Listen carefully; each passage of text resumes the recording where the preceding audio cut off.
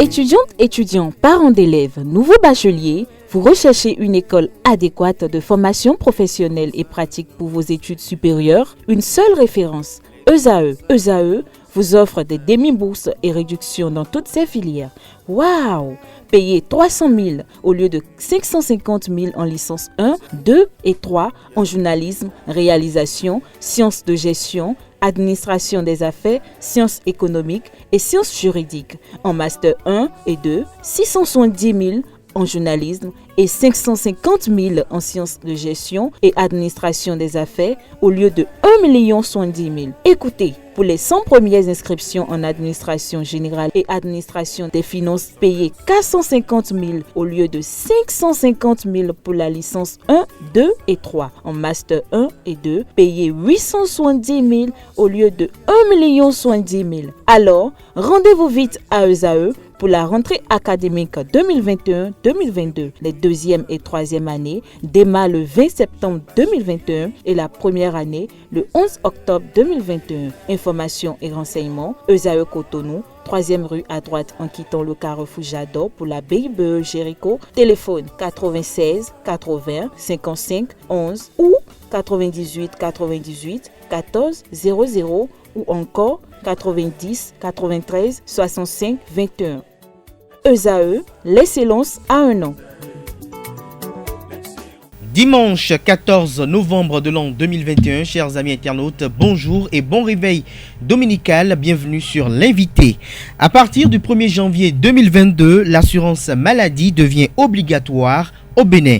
En effet, à partir du 1er janvier prochain, c'est-à-dire dans moins de 2 mois, tous les citoyens devront souscrire à une assurance maladie. Une information qui suscite moult appréhension au sein de l'opinion. À ce titre, ce dimanche, chers amis internautes, je reçois pour vous Venant Célestin Quenom. Il est le directeur général de l'Agence nationale de protection sociale ANPS, précédemment coordonnateur du projet Assurance pour le renforcement du capital humain Arche. Bonjour à vous, M. Quenom. Merci d'avoir accepté notre invitation. C'est un plaisir. Avec lui, nous allons comprendre davantage comment se déroulera l'effectivité de cette assurance maladie et il aura à nous édifier, entre autres, sur la loi 2020-37 du 3 février 2021 portant protection de la santé des personnes, laquelle législation rend obligatoire l'assurance maladie au Bénin. Bonjour à nouveau, Venant Célestin Quenom. Bonjour. Alors, le 1er janvier 2022, cette semaine, on a été informé largement, comme tout le monde, que dès le 1er janvier prochain, l'assurance maladie sera effective en République du Bénin. Dites-nous, quelles sont les dispositions préalables qui ont été prises par le gouvernement afin que cela soit véritablement effectif? Merci beaucoup. La loi à laquelle vous faites référence a été votée donc en février dernier. Mais avant cette loi, le gouvernement avait engagé un certain nombre de processus pouvant permettre l'opérationnalisation de la loi. La loi a simplement indiqué dans son article 17 que l'assurance maladie est obligatoire pour toute personne résidant sur le territoire national. Et que cette assurance maladie obligatoire garantit un panier de soins de base défini par un décret pris en Conseil des ministres. L'opérationnalisation de cette loi va donc impliquer que certaines couches de la population qui ne seraient pas en mesure de s'offrir une assurance maladie soient prises en charge par l'État. Est-ce que vous dites tout à l'heure que certaines couches qui ne seront pas en mesure de souscrire à cette assurance maladie seront prises en compte par l'État? Est-ce qu'il y a un travail qui a été effectué? Comment vous les avez recensées, ces personnes-là? Il faut reconnaître que depuis 2019, nous avons engagé en collaboration avec l'Institut national de statistique un travail d'identification des personnes considérées comme pauvres dans notre pays. Et ce travail s'est déroulé en 3 grandes étapes. Dans une première phase, nous procédons à la mise en place de comités villageois d'identification composés de représentants des organisations de la société civile, d'élus locaux et des acteurs du ministère de la protection sociale en charge de la protection sociale dans les localités, ceux qu'on appelle communément les CPS. Et ce sont ces comités au niveau des villages qui ont procédé à l'identification communautaire des ménages en situation de pauvreté et nous ont adressé la liste. Ils vous ont adressé la liste. Voilà. Et cette liste a été donc confiée à l'Institut national de la statistique qui a recruté près de 2000 enquêteurs envoyés dans tous les hameaux de notre pays pour aller procéder à une enquête approfondie au sein des ménages. C'est au terme de ce processus d'enquête que l'INSAE calcule ce que nous appelons un score pouvant indiquer le niveau de pauvreté du ménage. Et à la suite de ce processus, les ménages ont été catégorisés en 3 groupes. Nous avons le groupe des ménages pauvres extrêmes. Nous avons ensuite le groupe des ménages pauvres non extrêmes. Et nous avons le groupe des ménages non pauvres. Parce qu'au terme de l'enquête, certains ménages se sont révélés à la réalité ne pas être du tout en situation de pauvreté. Et la troisième étape consiste à repartir dans les hameaux pour aller présenter la liste des ménages retenus comme ménages pauvres extrêmes ou pauvres pour faire valider de façon unanime la liste. Donc ce sont des listes consensuelles validées par les communautés. Au terme de ce processus, nous procédons donc à l'impression des cartes biométriques qui donnent accès aux soins de santé dans le cadre de Arche. Et vous convenez avec moi que c'est un processus lourd puisque ça s'est passé dans les 77 communes de notre pays, ce qui nous a permis de recenser plus d'1 million de Béninois en situation de pauvreté extrême et pour lesquels nous sommes amenés à établir les cartes d'identité nationale biométriques gratuitement prises en charge par l'État. Mais pour établir les cartes d'identité nationale biométrique, il aurait fallu que nos ménages soient enregistrés au préalable dans la base du RAVIP. Ce qui nous a amené, dans beaucoup de cas, à solliciter l'Agence nationale d'identification des personnes, ANIP, pour refaire le RAVIP à nos ménages en situation de pauvreté afin qu'ils soient capables de bénéficier de la carte d'identité nationale biométrique. Donc voilà le processus qui a été conduit jusque-là et qui a pris fin. Nous sommes dans l'attente des dernières cartes à recevoir pour garantir l'assurance maladie à tous les ménages en situation de pauvreté au Bénin. Maintenant, oui, ceux qui ne sont pas pauvres, voilà. Comment vont-ils souscrire? Combien vont-ils payer? La loi a également prévu dans son article 18 que les employeurs publics, c'est-à-dire l'État, les collectivités locales, les institutions de la République, sont tenus de souscrire à leur charge à l'assurance maladie de leur personnel. Et la loi demande également que les chefs d'entreprise privées fassent autant. Ensuite, ceux qui sont des professions libérales ou sont à leur propre compte seront tenus également de souscrire par leurs propres soins à leur assurance maladie. Donc si on comprend très bien, ce sont les chefs d'entreprise qui vont inscrire leurs employés.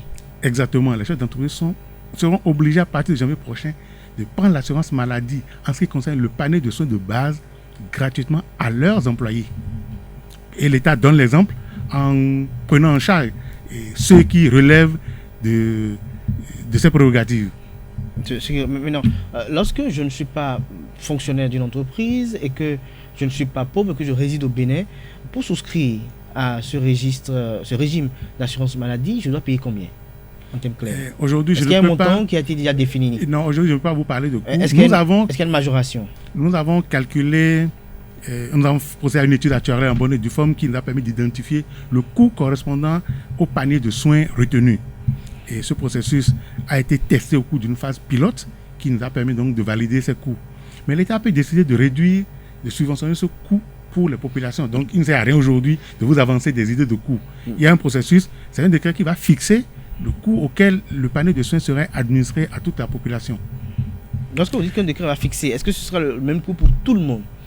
Oui, le panier de soins aura un coût connu qui sera accessible à tous. Et tout le monde est libre d'acheter le panier de soins. Par contre, il faut retenir que le panier de soins ne contient pas toutes les affections possibles et imaginables qui existent. Le panier de soins a un contenu bien précis et porte sur 75% des affections les plus courantes qui touchent le plus grand nombre de personnes dans notre pays. En d'autres termes, il existe des pathologies qui ne sont pas dans le panier de soins. Cela peut donner lieu à ce qu'on appelle des complémentaires d'assurance que les assureurs privés vont mettre en place et vendre. Mais pour ce qui concerne le panier de soins de base, son prix serait connu, validé par l'État et accessible à tous.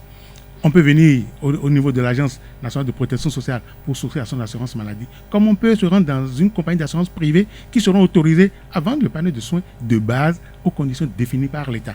Les conditions définies par l'État. Mais est-ce qu'on le faisait ainsi? Est-ce que vous ne vous voyez pas dans une concurrence avec les assurances privées?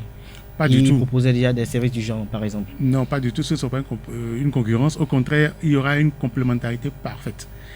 Vous savez, nous avons une certaine classe socio-économique de notre pays qui ne viendrait pas forcément demander l'assurance maladie au niveau de l'agence, qui ont déjà des habitudes d'assurance maladie.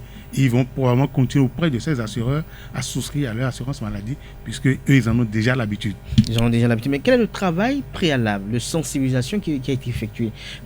Lorsque vous êtes quand même originaire d'une région du Bénin, lorsque vous allez rentrer dans votre localité et que des parents vont vous interpeller pour dire mais c'est quoi encore cette affaire d'assurance maladie? Quelle serait la réponse que vous allez leur servir? Quel serait l'intérêt pour eux de souscrire à ce régime d'assurance maladie? Vous savez, nous avons développé depuis 2019 une phase pilote de l'assurance maladie. Certaines communes ont été impliquées. Il y a eu Calavi, il y a eu Soava, il y a eu Dassa, Glazoué, Djougou, Wake et Copargo qui connaissent très bien ce mécanisme puisque depuis 2019, des pauvres de ces régions ont obtenu les cartes d'identité nationale biométrique qui leur donnent accès aux soins de santé gratuitement dans les centres de santé publics et confessionnels. Nous n'avons pas voulu communiquer sur toute l'étendue du territoire national vu que ce n'était qu'une phase pilote et que toutes les communes n'étaient pas concernées. Mais aujourd'hui, le processus va couvrir toutes les autres communes de notre pays et vous allez voir un processus de communication à l'échelle nationale est en cours de préparation et sera déployé. La participation à des émissions comme la vôtre permet également donc d'informer les populations sur le processus qui veut s'enclencher très prochainement. Alors, lorsque je souscris au régime d'assurance maladie, est-ce que je peux me rendre dans n'importe quel hôpital? Est-ce que c'est exclusivement dans les hôpitaux de service public que je peux jouir des soins ou je peux également aller vers des privés avec cette carte d'assurance-là et bénéficier des soins? Pour le moment, si vous passez par l'Agence nationale de protection sociale, vous aurez accès aux soins dans les centres de santé publics et confessionnels. Par contre, si vous passez par les assureurs privés qui ont déjà l'habitude de collaborer avec les centres de santé privés, vous aurez accès donc aussi bien aux centres de santé publics que privés. Parce que nous avons fait l'option pour le moment de collaborer avec les centres de santé publics qui sont dans le giron de l'État, dont les coûts sont connus et qui ont également servi de base au calcul du coût du panier de soins. L'implication des centres de santé privés peut entraîner de petites majorations par rapport à l'assurance. Pas pour le citoyen, mais pour le tiers payant que nous sommes. Et c'est nous qui payons vos factures au niveau des centres de santé. Une facture de prise en charge pour un paludisme simple dans un centre de santé public ne sera pas probablement la même chose qu'une facture venant de centres de santé privés, puisque eux, ils ont par ailleurs des coûts, des salaires à payer, des locaux, des investissements qu'ils font, ce qui n'est pas le cas des centres de santé publics où le personnel est déjà pris en charge par l'État. Mais lorsque vous le dites ainsi, est-ce qu'on ne va pas se retrouver avec deux types de citoyens, c'est-à-dire les moins nantis qui souscrivent à l'assurance maladie au niveau de l'ANPS et ceux qui sont un peu plus aisés vont vers les assurances parce que ça risque d'être un peu plus cher puisque ce n'est pas la même offre qui est offerte. Le panier de soins de base aura un coût connu. Et quand vous n'avez pas les moyens, vous avez le choix de vous limiter au panier de soins de base, accessible aussi bien à l'ANPS que chez les assureurs privés. Mais c'est maintenant, lorsque vous choisissez d'obtenir un panier de soins plus large, que le problème de capacité de financement va se poser. Sinon, autrement, si le panier de soins de base obligatoire, l'accessibilité est garantie pour tout le monde. Et ça vous donne droit aux soins de santé aussi bien dans le public que dans le confessionnel. Mais si vous passez par un assureur privé, eux, pour la plupart, ils ont déjà des conventions avec les centres de santé privés. C'est ce qui fait la différence. Mais vous pouvez acheter le panier de base chez un assureur privé, mais qui vous donne accès aux centres de santé privés. Le centre de santé privé, ça a l'air un peu complexe là, mais bon, je crois que... Pas du tout, c'est une question d'habitude.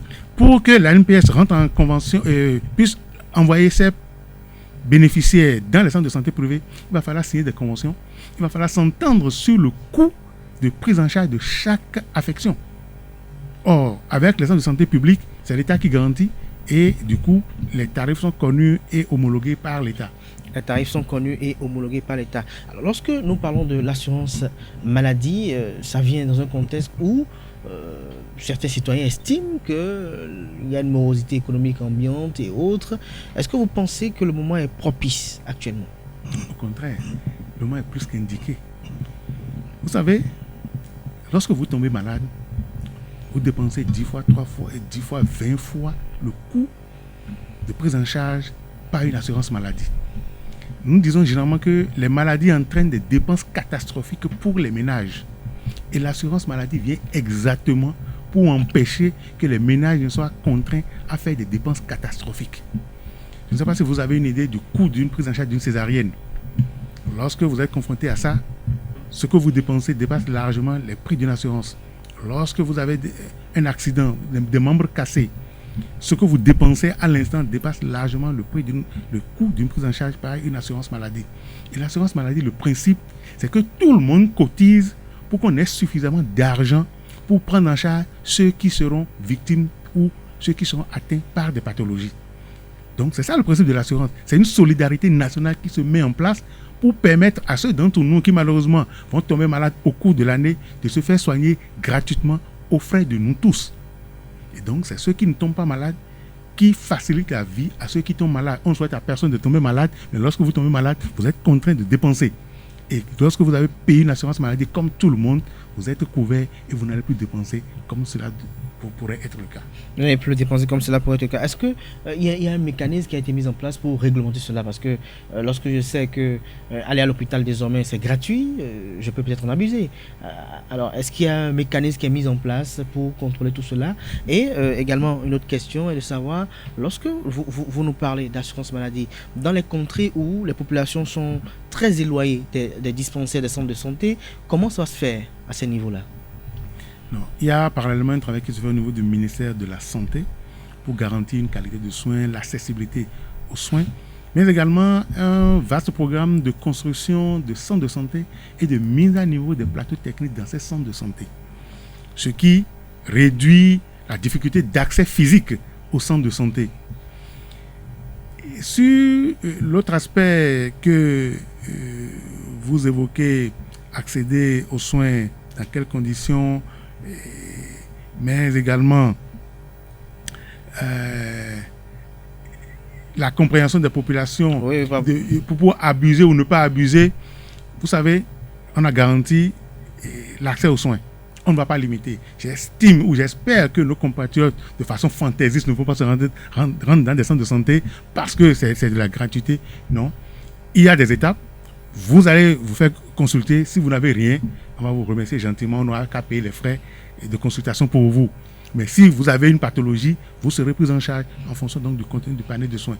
Il existe des mécanismes. Pour un début, on peut bien laisser les gens aller aux soins convenablement, se faire prendre en charge. Mais lorsque les abus se font remarquer, il existe des mécanismes en assurance pour contrôler ces abus.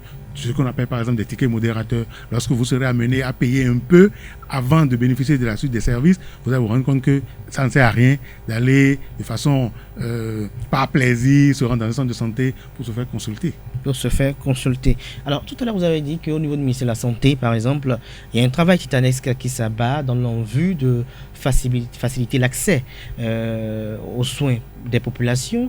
Mais est-ce que vous ne voyez pas que le 1er janvier tout de suite, ça c'est très proche? Pourquoi ne pas attendre que tout ça soit déjà aménagé d'abord avant?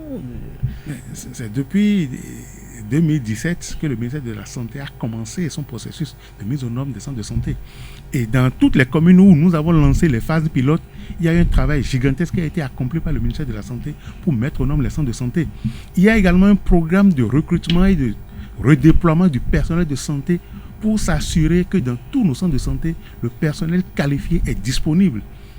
Et vous allez voir dans quelques mois, le ministère de la Santé va nous annoncer de très bonnes nouvelles au sujet des recrutements qui sont en cours pour garantir la qualité de soins sur toute l'étendue du territoire national. Je sais également que vous avez été informé lorsque la construction de l'hôpital de référence de Calavi a été lancée et les travaux vont bon train. Les entrepreneurs ont quelques mois seulement encore pour livrer ces chantiers-là. Donc beaucoup de choses sont conduites de façon simultanée pour permettre que cette échéance soit agréable pour tous. C'est agréable pour tous. Alors, nous allons revenir par rapport à cette effectivité on parle d'obligatoire. Par quel mécanisme l'État va contrôler que tout le monde est véritablement inscrit? Nous ne sommes pas le premier pays où l'assurance maladie est rendue obligatoire. Vous allez dans des pays comme la France et d'autres pays européens. Justement, ils ont d'autres réalités, ils ont d'autres et même mentalités. africains, le Togo à côté a rendu l'assurance maladie obligatoire. Est-ce que c'est bien effectif? Est-ce que... Oui, ils ont pris les dispositions pour rendre cela effectif. Et je ne sais pas quelles sont les échéances qui se sont données pour réaliser cela. Pour l'opérationnalisation. Mais en réalité, c'est de l'intérêt du citoyen de souscrire à une assurance maladie sans que cela ne soit obligatoire. Mais on sait que tout le monde ne comprendrait pas. Ou parce que certains n'ont pas les moyens de souscrire, ils ne vont pas le faire. C'est pourquoi l'État prend les dispositions pour dire ceux qui n'auront pas les moyens et qu'on aurait identifié, je les prends en charge pour leur offrir l'assurance. Parce que c'est indispensable, c'est nécessaire pour eux. Mais ceux qui frappent à la porte, ceux qui sont pressés de voir l'assurance maladie obligatoire se mettre en place, sont très nombreux au Bénin. Parce qu'ils savent que aller payer des factures de soins de santé coûte très cher et qu'il est toujours préférable de prendre une assurance pour se couvrir. C'est pas pour rien. On connaît tous le principe de l'assurance automobile. C'est parce que lorsqu'un accident survient, vous n'avez pas forcément les moyens de couvrir les dommages que vous créez à autrui. Or, pour vous-même, lorsqu'une maladie survient, vous n'êtes pas toujours sûr d'avoir les ressources pour vous prendre efficacement en charge. Et l'État dit, pour soulager la poche des citoyens, mettons en place un processus d'assurance maladie qui nous permet de nous couvrir tous à moins de frais. Et ce mécanisme permet de prendre en charge ceux d'entre nous vont tomber gravement malades, de se faire soigner à moindre frais, sans que cela ne les ruine financièrement. Nous connaissons dans nos villages, les gens sont obligés de vendre leur récolte, de brader des cheptels pour se prendre en charge pour des cas de maladie. Aujourd'hui, il suffira simplement de souscrire à une petite assurance maladie pour garantir cette prise en charge de façon aisée. Garantir cette prise en charge de façon aisée. Alors, on va faire une petite digression positive. Tout à l'heure, vous étiez en train je vous ai présenté comme le coordonnateur précédemment, coordonnateur du projet ARCHE, dans lequel a été inclus l'assurance maladie. Alors, le projet ARCHE comprend combien de programmes déjà? Le projet ARCHE est un ensemble de 4 services de protection sociale qui sont structurés en synergie et orientés vers principalement les acteurs du secteur informel. Donc nous avons le volet assurance maladie dont on a largement parlé. Nous avons ensuite le volet formation professionnelle qui s'adresse aux artisans du secteur informel qui n'ont généralement pas d'opportunité pour s'améliorer. Nous connaissons tous les défauts de nos ouvriers, carreleurs, maçons, qui font beaucoup de malfaçons dans leur réalisation. Et le gouvernement décide donc de leur offrir la possibilité de s'améliorer, de se perfectionner grâce à ces programmes de formation qu'on a déployés. Actuellement, sur le site de WEDO, nous avons environ 176 artisans maçons, peintres, carreleurs, plombiers, électriciens qui sont en cours de formation pris en charge par le projet ARCHE. Nous sommes donc en train de tester tout le dispositif de formation que nous allons déployer à grande échelle au plan national pour nos artisans. Et parallèlement à cela, nous avons préparé un produit de crédit spécifique destiné aux artisans. Donc quand ils seront formés, certains auront besoin d'acquérir de nouveaux équipements pour se mettre aux normes. Les carreleurs ont par exemple besoin d'outils spécifiques qu'ils n'ont aujourd'hui pas la possibilité d'acheter. Nous mettons en place donc des crédits pour leur faciliter la vie dans l'acquisition de ces outils. Et ensuite, dans notre pays, on a de riches commerçants qui, pendant leur période active, arrivent à subvenir à leurs besoins de façon efficace. Mais quand ils prennent de l'âge et que les affaires périclitent, ils ne sont plus en mesure de se prendre en charge. Le gouvernement a pensé mettre en place un programme de retraite orienté vers les acteurs du secteur informel, artisans, agriculteurs, commerçants, transporteurs. Eux tous, ils pourront donc souscrire à un programme de retraite pour sécuriser leurs vieux jours avec les épargnes qu'ils auraient réalisées au cours de leurs périodes actives. Au cours de leurs périodes actives. Alors là, nous ne sommes qu'à l'assurance maladie qui va être effective dès janvier. C'est vrai que vous avez parlé de la formation professionnelle tout à l'heure, mais... Il en est de même pour le crédit. Nous avons testé des phases pilotes de crédit sans tambour ni trompette et nous nous acheminons donc progressivement en 2022 vers la génération de tous les services prévus dans le cadre du projet ARCHE. Et c'est l'Agence nationale de protection sociale qui a la responsabilité de conduire tout ce processus de fonds. Alors, lorsque on vous entend si bien, on parle d'assurance maladie, on parle également du grand projet Arche, c'est au profit des couches les plus démunies. Mais est-ce que vous pensez que ces programmes-là vont contribuer efficacement à réduire la pauvreté dans notre pays? Indiscutablement, ce projet Arche a été conçu en réponse au diagnostic qui a été réalisé. Dans notre pays, il y a eu des programmes pêle-mêle qui ont tenté de faire reculer la pauvreté. Mais le constat a été que ces programmes, pour la plupart, n'ont pas porté des fruits. Et c'est au regard donc de ce constat que le président Patrice Talon a mis en place le processus pouvant véritablement impacter la pauvreté dans notre pays en créant le projet Arche qui offre un paquet de services pour qu'on soit sûr que d'une manière ou d'une autre, en offrant cet ensemble de services à des pauvres, ils puissent sortir de leur situation. Vous leur garantissez une santé, vous leur offrez la possibilité d'améliorer leurs compétences en accédant à des formations professionnelles spécialisées, vous leur donnez la possibilité d'obtenir du crédit pour booster leurs activités et pour éviter que dans 10 ans, dans 20 ans, ils ne retombent en situation de pauvreté, vous mettez en place un mécanisme de retraite pour eux. Que des agriculteurs aient la retraite, que des commerçants aient de la retraite, vous vous rendez compte que c'est un processus complet qui garantit la sortie définitive de nos compatriotes en situation de fragilité, de leur pauvreté. De leur pauvreté. Alors, venant Célestin que nous sommes pratiquement à la fin de cette émission. Vous allez regarder droit dans la caméra, c'est un rituel sur ce plateau. Vous allez vous adresser à ces citoyens béninois de la diaspora qui, via Internet, nous ont suivis au cours de cette émission. Vous allez leur dire le projet Assurance Maladie véritablement, concrètement, qu'est-ce qu'on peut en retenir et quels seraient les mots qu'ils peuvent servir à leurs parents qui n'en comprennent rien et lorsqu'ils vont les interpeller, qu'est-ce qu'ils vont dire et enfin, surtout cela, quel est l'intérêt, il faut le rappeler, l'intérêt de la souscription à l'assurance maladie au Bénin. Merci beaucoup. Et je commencerai peut-être par la fin en leur rappelant l'intérêt de l'assurance maladie. En souscrivant à une assurance maladie, vous évitez des dépenses catastrophiques de santé. Il est de l'intérêt de tous nos compatriotes de courir pour souscrire à l'assurance maladie pour être sûr qu'en cas de maladie, ils ne seront pas appelés à dépenser pour se prendre en charge, puisque les dépenses seront prises en charge par les compagnies d'assurance. Par ailleurs, le mécanisme mis en place exige que pour accéder à l'assurance maladie, il faut posséder sa carte d'identité nationale biométrique. Ce qui veut dire que tous nos compatriotes doivent s'arranger pour se faire enrôler au RAVIP. L'Agence nationale d'identification des personnes ANIP est en train de déployer sur toute l'étendue du territoire national et dans toutes nos communes les équipes pour garantir l'enrôlement en continu au RAVIP. Donc, nous n'aurons plus aucune raison de ne pas nous faire enrôler dans cette base pour disposer de notre carte d'identité nationale biométrique, qui est le Sésame, qui donne accès à l'assurance maladie au niveau de l'Agence nationale de protection sociale. Mais je rappelle que ceux de nos compatriotes qui souhaiteraient se faire assurer par les compagnies d'assurance privées sont totalement libres de le faire. Enfin, en direction de nos compatriotes de la diaspora, je dois simplement rappeler que l'assurance maladie du projet Arche géré par l'Agence nationale de protection sociale donne accès aux soins de santé dans les centres de santé publics et confessionnels du Bénin. Et ça ne vous donne pas droit à des prises en charge à l'extérieur. Par contre, si vous êtes de la diaspora, vous pouvez depuis votre pays d'origine payer l'assurance maladie à votre oncle, à votre tante, à votre mère, à votre père, rester au village. Et vous ne serez plus amené à envoyer de l'argent dans les cas d'épisodes de maladie.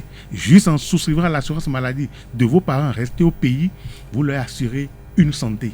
Donc je vous invite à prendre les dispositions pour que dès le début de l'année prochaine, vous puissiez prendre plutôt l'assurance maladie à vos parents pour être sûr que on ne vous appellerait plus pour des cas de maladie. Alors, une petite question qui m'a échappé. Vous avez parlé de la carte biométrique qui sera le Sésame pour souscrire au régime d'assurance maladie. Mais au niveau de l'ANIP, on a connaissance un peu de, quand même, l'ANIP est en quelque sorte bourrée par les demandes d'obtention de cartes biométriques et autres. Est-ce que vous pensez que tout le monde pourra être au pas pour que dès janvier, cela soit effectif? Ou ça va se faire progressivement? Je pense que la plupart des fonctionnaires ont pris les dispositions pour se doter de leur carte. L'ANIP est passée dans tous les ministères pour solliciter les gens à venir payer leur carte d'identité nationale biométrique. C'est vrai, et nous avons passé une grosse commande au niveau de l'ANIP. Le gouvernement a autorisé l'acquisition d'1 million de cartes au profit des pauvres extrêmes du Bénin, ce qui fait que l'ANIP a une grosse commande qu'elle est en train de traiter. Et vous convenez avec moi que les pauvres sont désormais les privilégiés de l'État béninois. Eux, ils rentrent en possession de leur carte, ils auront l'assurance maladie et le reste, il faudra courir pour se mettre au pas. Les pauvres ont déjà leur épingle tirée du jeu. Il reste pour les autres pour se mettre au pas et pouvoir bénéficier de l'assurance maladie qui sera obligatoire pour eux. Mais les fonctionnaires auront l'assurance de la part de l'État, mais il leur faudra prendre leur carte biométrique pour pouvoir accéder aux soins. Merci à vous, venant Célestin Quenom, chers amis internautes. On retiendra en autres au cours de cet entretien notre invité à rappeler la date du vote de la loi qui consacre le caractère obligatoire de l'assurance maladie en République du Bénin. Il s'agit de la loi 2020-37 du 3 février 2021 portant protection de la santé des personnes, et nous a expliqué un peu quelques dispositions de la dite législation.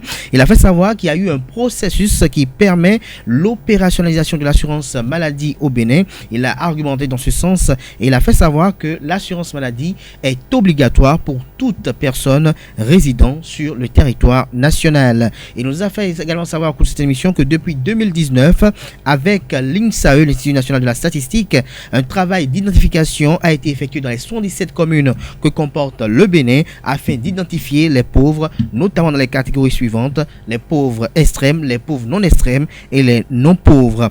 Il a également expliqué au cours de cette émission l'article 17 de la loi portant protection de la santé des personnes, et nous a informé également au cours de cette émission qu'il y a une liste consensuelle qui a été validée par les communautaires qui est disponible, et c'est sur la base de cette liste là que les pauvres seront des bénéficiaires de cette assurance maladie. Et il nous a également fait savoir qu'il y a eu plus d'1 million en situation de pauvreté, et ils ont joui de l'impression de cartes gratuites, de cartes biométriques qui leur permettra d'avoir le régime d'assurance maladie.